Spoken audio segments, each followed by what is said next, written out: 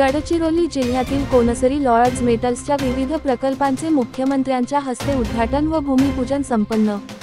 महाराष्ट्राचे मुख्यमंत्री तथा गडचिरोली जिल्ह्याचे पालकमंत्री श्री देवेंद्रजी फडणवीस यांच्या हस्ते आज गडचिरोली जिल्ह्यातील कोनसरी येथे लॉयड्स मेटल्स अँड एनर्जी लिमिटेडच्या विविध महत्त्वाकांक्षी प्रकल्पांचे उद्घाटन आणि भूमिपूजन करण्यात आले।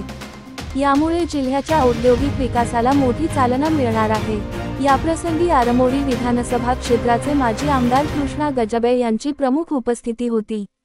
मुख्यमंत्र्यांच्या हस्ते हेडरी येथील 5 मिलियन टन प्रतिवर्ष क्षमतेचा iron or grinding plant, Hedri ते कोनसरी अशी 85 किलोमीटर लांबीची आणि 10 मिलियन टन प्रतिवर्ष क्षमतेची स्लरी पाईपलाईन आणि कोनसरी येथील 4 मिलियन टन प्रतिवर्ष क्षमतेचा पेलेट प्रकल्प यांचे उद्घाटन झाले।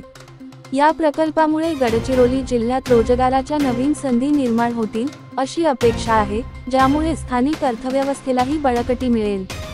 यावेळी राज्यमंत्री ॲडव्होकेट आशिष जयस्वाल, आमदार डॉक्टर मिलिंद नरोटे, आमदार परिणय फुके, आमदार Dharmarao Baba Atram, Lloyds Metals and Energy लिमिटेडचे व्यवस्थापकीय संचालक बी प्रभाकरण, अरविंद सावकार पोरे 40 लाखाचं आज आम्ही सुरुवात केलेली आहे। यावर्षी 40 लाख आणि पुढच्या वर्षी 60 लाख जिल्हा प्रशासनाच्या वतीनं जिल्हाधिकारी आणि संपूर्ण प्रशासन याच्याकरता कार्यरत आहे।